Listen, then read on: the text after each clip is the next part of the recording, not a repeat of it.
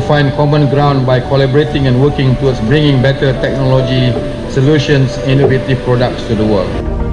Show investors or customer have marketing and commercializing their invention products in the market.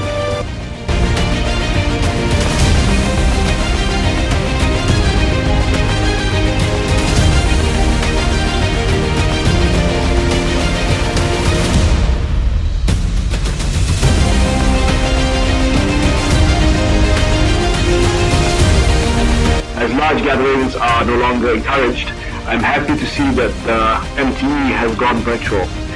This will allow more innovators to promote their innovation and share their ideas with the world. It has been nurturing the innovation culture among scientists, researchers, students and startup founders in order for them to transform their ideas into business ventures.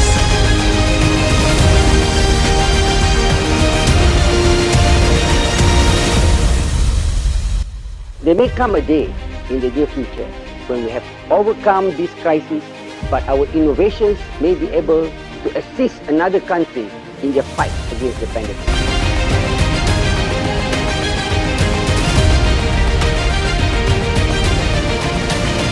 Good afternoon, everyone. I'm happy to be invited by the organizers, Protem Group and UITM to say a few words of encouragement and congratulate all the participants of the Malaysia Technology Expo 2021 Sustainable Development Goals International Innovation Award. SDGs is about making the world a better and safer place for all, leaving no one behind. So I hope you will always innovate with sustainable development as the end goal and contribute towards ending poverty, protecting the planet and ensure that by 2030 all people enjoy peace and prosperity.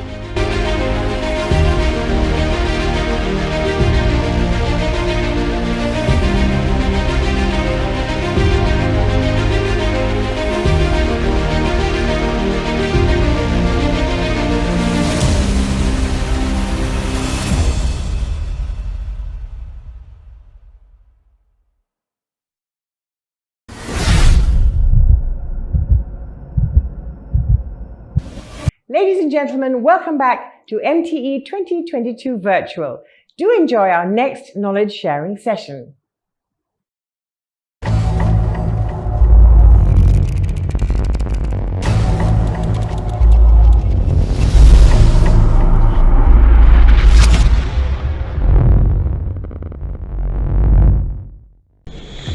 Assalamualaikum and hello everyone. First of all, I would like to say thank you to MTE 2022 for inviting us, JenBijak.my, to this spectacular event. Okay, I am Shah Badrul. I'm from JenBijak.my and also JenBijak Esport. We are actually an event organizer company or event management company that used to handle a lot of events for corporate, for school, for Jabatan Pendidikan throughout Malaysia. Before the pandemic, we used to handle a lot of physical events, physical activities such as team building, family days, carnival, seminars or workshop for corporate or for Jabatan Pendidikan. The last major event that we did back in 2019 is Carnival Rahmah with Perbadaran Putrajaya and also Carnival Lampu also with Putrajaya. Nowadays, a lot of events are done virtually or online. So, with JenBijak.my or JenBijak Esport, we also did some of the event via online or virtual. One of the event that we did virtually is e-sport tournament and also team building activities, and we also have another virtual treasure hunt activities. Event, there are various types of event organizing or event management out there. So why do we need to have such an event? Usually events are done to actually gather people together, to launch a product or for social purposes. Technologies have become a major part of event management today. Some of our events are done via online 100%. The pandemic situation nowadays also changed the way we organize an event nowadays. We at JenBijak.my and JenBijak Esport have done both physical event, virtual event.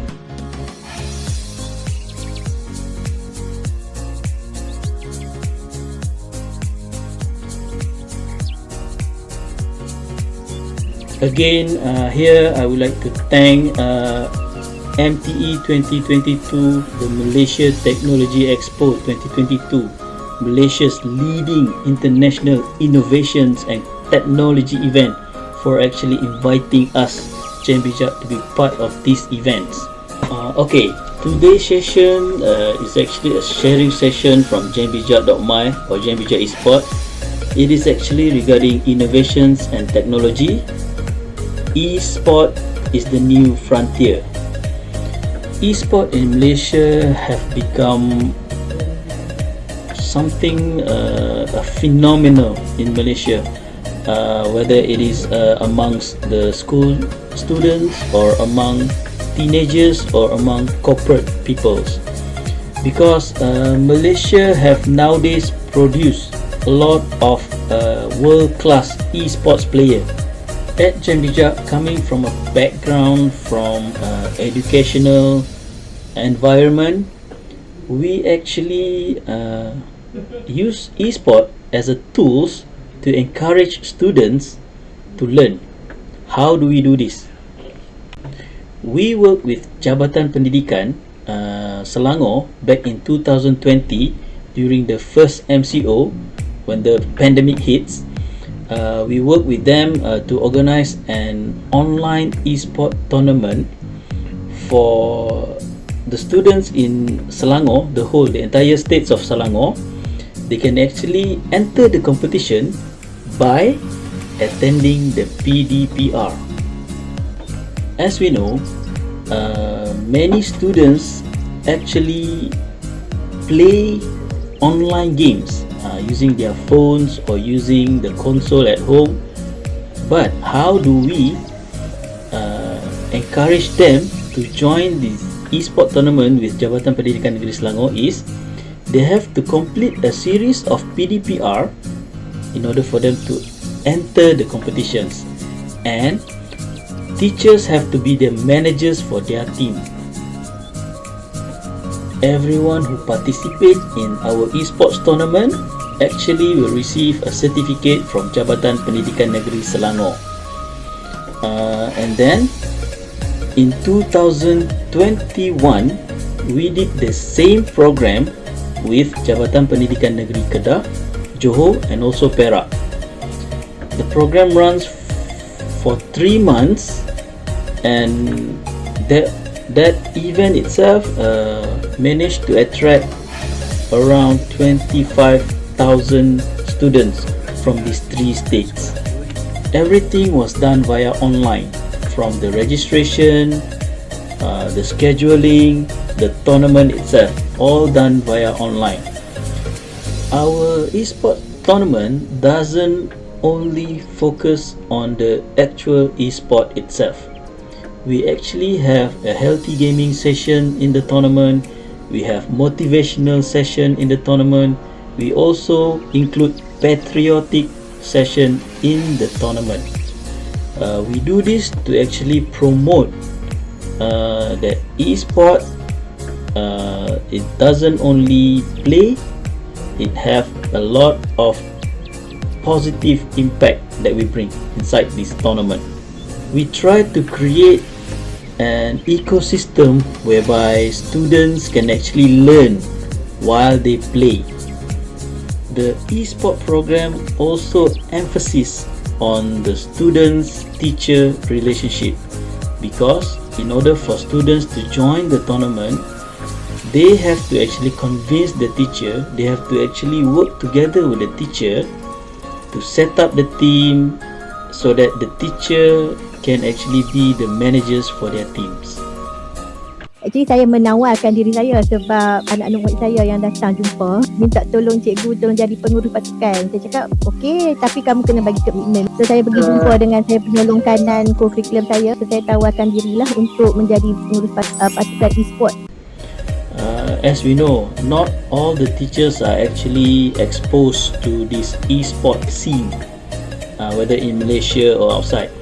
So what we do at jambijak.my, we create a group with all the managers that already registered a team with us, so that in that group you can actually give them tutorials how students can actually enter these competitions, how the competition is done from A to Z. To further enhance this ecosystem, what we call edutainment, we at Jambijak Esport also conducted an online webinar or online workshop for esports. In that webinar, we talk about what are the things that they can become other than esports player, because in esports you do not only play, there's developing of the esport involved, the media involved, what are the jobs or skills that you can acquire from esports. From 2020, we have conducted various esport events, whether it is from Jambijak Esport itself or from a request from schools or corporate company. So I think in order for us to actually tackle the students and their interests by using esport as a tool is actually one way to actually do that. Why? Because it is actually their time now. Esport is actually what they do. Even if we stop them, we cannot stop esport itself. So for us at jambijak.my and Jambijak Esport, we are actually trying to take advantage of this opportunity to actually bring something that is like a friend of mine in Jabatan Pendidikan Negeri Selangor says before, if nobody were to take e-sport and turn it into positive, nobody would. So we at Jambijak were actually honoured to be entrusted by Jabatan Pendidikan Negeri Selangor previously for us to actually handle these programs for them. Esport is a new frontier. I'll say why not. From jambijak.my, thank you again MTE 2022 for inviting us for this sharing session. If you guys have any questions that you want to ask, you can actually go to our Facebook or website. Just look for us, jambijak.my or Jambijak Esport. Thank you again. Please visit our booth at MTE 2022. If you guys have any questions relating to jambijak.my or Jambijak Esport, feel free to drop us a mail, feel free to WhatsApp us. We are available on Facebook, TikTok, IG, and you can also visit our website at jambijak.my. Thank you very much again. Bye bye. Itu yang sebenarnya kita nak, sebab apa macam idea sebelum ni kita pun memang dah pernah ada masa talk dulu kan. Terutama e-sport ni memang kita ada plan nak buat. Yang pertama kita tak tahu macam mana nak buat. Yang kedua kita pun tak dapat jumpa lagi penganjur yang boleh offer macam mana apa ni Jambijak sport ni offer kan untuk buat penganjuran tu. Jadi alhamdulillah hari ni kita jumpa kan. Jadi memang sebenarnya e-sport ni memang planning kita nak buat lama dah, especially masa pandemik tu. Sebab nak ikutkan pandemik tu, yang ni lah sebenarnya option yang sesuai pun kan. Cuma kita, tapi yelah pandemik pun kita pun tahu isu kita nak communicate pun masalah juga masa tu kan. Tapi alhamdulillah lah saya nampak program ni ada bagus dia kan.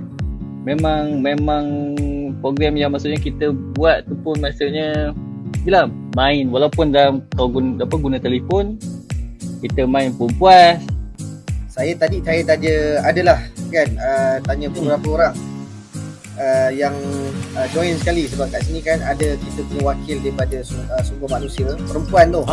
Yang betul. Perempuan Cik Pah tu. Saya tanya satu je, apa yang tak bagus? Dia kata alamak, nak cari yang tak bagus tak ada, dia kata. Alhamdulillah. Dia cakap yang nak cari yang tak bagus memang tak ada jalan. Dia kata yang bagus, satu kira capai objektif lah, dapat eratkan silaturahim. Sebab kalau ikutkan grup yang dia masuk tu, dia kalah first lah. Walaupun dia kalah first, dia adalah rojak tim yang memang dia orang rojak. Maksudnya dia rojak yang tim-tim daripada rakan-rakan yang lain yang tak ada tim. Tetapi dia kira fight lah. Walaupun dia rojak tim, dia fight dan dia kalah pun dari tu 2 mata je. Jadi dia kata kalau next time bagi tahu awal lah, tim tu boleh dia fight. Kan? Kalah bermaruah. Kita punya CEO sendiri, dia sendiri tu begitu berminat untuk mengadakan lagi sebenarnya sukan-sukan melalui online ni lah, e-sport ni. Jadi memang sebenarnya kalau kita buat awal lagi, mungkin sambutan mesti lagi ramai rasanya. Mungkin ini adalah kali pertama diorang macam betul ke tak betul. Tapi bila kita dah buat tu, rupanya diorang kata alamak, ruginya tak masuk, nyesalnya tak masuk kan. Jadi yelah, itu yang feedback yang kita dapat daripada diorang ni lah. Tapi alhamdulillah, saya ucapkan terima kasih lah kepada gangbijak.com kerana banyak membantu pihak kita lah dalam melaksanakan kejohanan ni. Sebab ni kali pertama kita laksanakan di tempat kita lah. Kalau sebelum ni kan? Ya. Kalau sebelum ni tak ada. Memang tak ada e-sport lah maksudnya sebelum. Memang tak ada e-sport. Ini kali pertama. So far dengan bijak senang, mudah, dan apa yang saya minta, apa yang saya requirement yang saya bagi dekat diorang tu, diorang boleh jalankan dengan ikut apa yang saya nak lah. So okey lah, kira memuaskan lah pada saya. Sebab benda virtual ni actually kalau nak buat event yang fizikal lebih mencabar. Cumanya bila kita buat virtual, benda jadi mudah. Kita tak perlu face to face pun, tak pernah jumpa pun geng-geng bijak ni secara face to face. Kita semua secara online saja kan. Online saja, tak pernah jumpa face to face. Okey, kalau bagi saya pula, saya lebih kepada tarif para pelajar. Kalau dapat keputusan dalam exam, kalau keputusan baik, saya akan bawa dan bagi hadiah lah untuk bawa untuk e-sport ni. Kami pun bercadang untuk buat kelab e-sport di sekolah. Disebabkan adanya kelab e-sport ni lah, pada pelajar jadi makin semangat berusaha. Tapi dalam masa yang sama juga saya tekankan bahagian belajar, jangan tinggal. Macam training pun kami tak buat waktu PDPR. Hujung-hujung minggu, pada waktu malam. Kalau ada masa kosong, masa peluang, kami akan buat lah. Tapi kami tak akan kacau waktu PDPR dan dia orang akan siapkan homework dulu sebelum mula training. Saya banyak cuba ajak tim sekolah-sekolah lain friendly. Sebagai contoh untuk CD1 dan CD2, ramai saya ajak screen lah, ataupun bahasa tu gamer ni screen, friendly dengan sekolah-sekolah lain. Maknanya bila kami dapat persetujuan tu, kami akan adjust satu hari lah. Contoh macam hari Khamis waktu malam, lepas main isyak ke, kami akan cuba buat lah friendly batch of 3. So, itu pun bagi saya satu usaha yang bagus lah sebagai mendisiplinkan anak-anak ni. Jangan tinggal belajar. Ni duk main game dia tak boleh juga kan. Jadi kena ada cara untuk disiplinkan para pelajar ni untuk tengok yang game ni bukan 100% untuk luangkan masa, tak boleh. Nanti kita kena bagi masa untuk belajar, untuk family, untuk lagi-lagi untuk agama, untuk jangan tinggal solat. Okey, mula-mula bila saya dapat je surat, bila grup PPD kongsi, saya kata apa benda lagi sukan. Okey, saya pun terus Google. Sukan ni rupanya permainan sukan secara elektronik. Okey, saya duk bayangkan ni macam video game lah. Macam budak-budak duk main video game. Ini mesti budak suka lah ni video game. Rupanya bila saya kali baca balik, baca secara mendalam, rupanya dia bezakan. E-sukan dia lebih kepada pertandingan, video game dia lebih kepada orang kata keseronokan murid bermain secara sendiri saja, bukannya kompetitif lah orang kata. Jadi itu first yang saya dapat, tapi saya ialah biar kita cikgu ni bila dapat satu benda kita kaji dulu, baca dulu sebelum kita sebarkan. Sebab tu saya terima, bila terima ni seronok, terima secara positif galakkan murid. Kita membaca dulu, kita tak ambil dari sudut yang dia. Saya nampak teamwork. So daripada situ memang saya banyak fokus pasal teamwork, tactical, kena pandai atau taktik, kena ada teamwork, jangan menyalahkan orang. Benda-benda tu yang saya akan munculkan. Sebab saya nampak benda tu you have to macam you have to achieve one goal and you kena work together to get that goal. Pandangan orang lain tentang game yang tak bagus tu masih ada. So daripada situ saya kata kat student saya, kita jangan jadikan benda ni berpanjangan. So you have to show orang lain yang benda game ni bukan benda tak elok, tetapi boleh membantu kamu untuk kamu berjaya juga akan datang. So priority you kena ada lah. You main game boleh, tapi at the same time you kena belajar tu kena betul lah. Macam sekarang esok masuk kelas, lepas tu malam korang nak scream ke nak apa tu pulang dengan kamu. Itu je ke. Actually saya menawarkan diri saya sebab anak-anak murid saya yang datang jumpa minta tolong cikgu, tolong jadi pengurus pasukan. Saya cakap okey, tapi kamu kena bagi komitmen. So saya pergi jumpa dengan saya penyolong kanan co-curriculum saya. So saya tawarkan dirilah untuk menjadi pengurus pasukan e-sport. Macam mana nak libatkan pelajar kita dengan cara yang betul kan, just secara organize orang kata. Daripada situ saya timbul pengalaman lah macam mana nak daftar. Memang dia ada technical issue sikit because kita tak biasa kan. Macam saya memang zero knowledge on Mobile Legends, on gaming ni semua. But saya mengajar student yang teenagers, ini makanan mereka. So saya kena ambil tahu juga supaya tak ketinggalan kan. Dah masuk yang Weekend Warriors tu, dia memang satu introduction yang bagus lah untuk saya. So I belajar macam mana nak organize student saya, macam mana nak buat pendaftaran. Okay, ini saya punya nasihat untuk pengurus-pengurus kat sana, buat secepat mungkin. Mula-mula ni orang memanglah mereka tak nampak lagi kebaikannya e-sport ni kan. Jadi bila kita dah buat ni, kebanyakan ibu bapa dah terbuka minda dia. Maknanya sukan yang ada game ni dan menggunakan handset ni, maknanya ada something yang kita boleh bagi kejayaan, bagi impak positif kepada murid-murid, pelajar-pelajar. Tapi mula-mula nak buat tu memang kebanyakan di Bangan Datuk ni memang cikgu-cikgu dia ada yang bermain lah sport ni. Jadi untuk membentuk pertandingan kejohanan tu tak adalah orang kata supporter daripada cikgu tu, sekolah-sekolah tu tak ada masalah. Lepas tu ada jurulatih dia, lepas tu ada player dia. Maknanya kami susun lah dari segi untuk pendaftaran yang mana tua-tua tu, open-open tu kami susun lah yang mana kami boleh masuk. Tapi kalau Jane bijak e-sport confirm masuk. Alhamdulillah. Macam budak-budak kan, macam main ni sebelum ni kan cukup masa.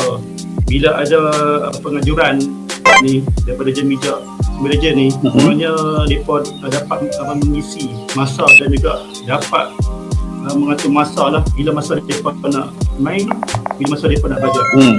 Sebelum ni kan kita sekolah buka kan dalam bulan 3, bulan 4 tu, bila tahun nak masuk tu masa balik saya beritahu dekat budak-budak ni selepas Zohor masuk ke bilik mama komputer, boleh buat latihan. Dan saya sebelum tu saya minta lah pengarahan daripada pihak sekolah, pihak pusat dan juga perkanan boleh membenarkan pelajar ni bawa telefon.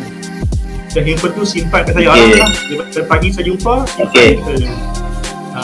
lepas tu buat planning tu yang nak bagi cakap kan, macam mana kita boleh study, tengok YouTube.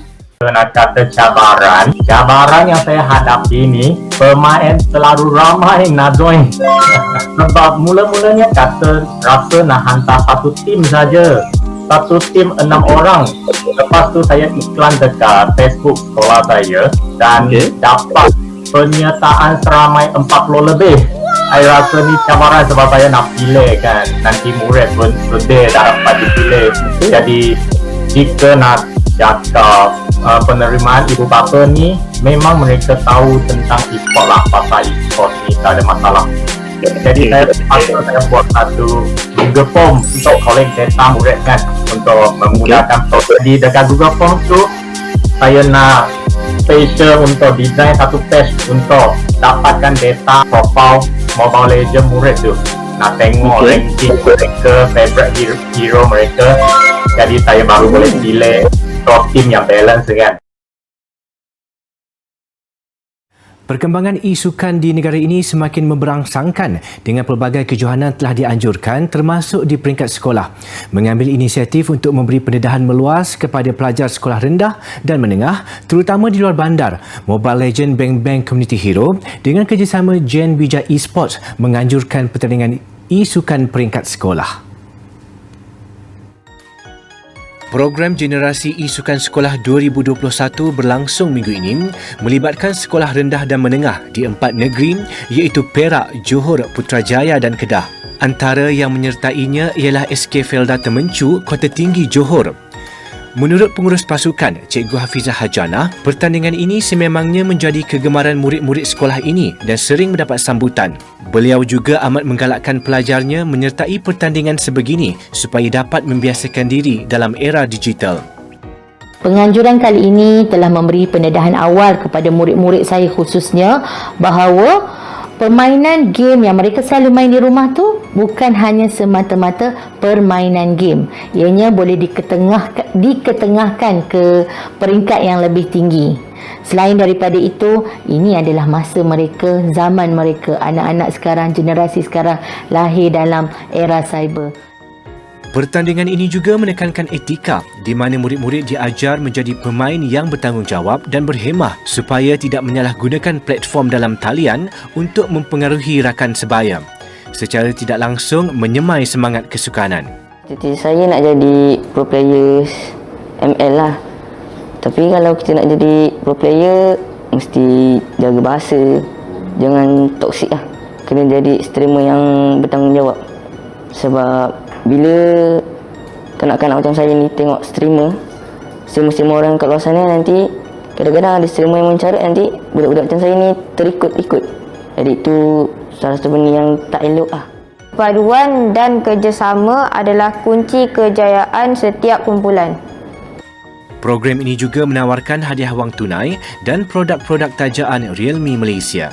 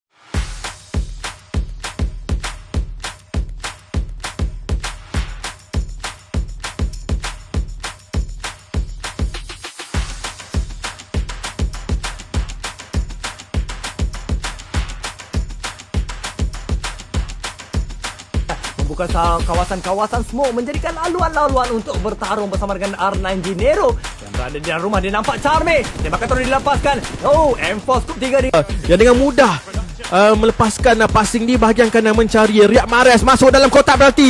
Masih lagi Riyad Mahrez, Kevin De Bruyne for the third goal. Cukup berani Syahira cukup berani. Hati kering guys, hati kering. Mereka terus dapat pecahkan turret yang terakhir di bahagian bawah ini. Lot dalam perjalanan Tadi tanam tak ada yang pun. Daripada segi taktik. Contoh kalau PUBG Mobile ataupun Mobile Legend, ada dulu mereka perlukan strategi and taktikal.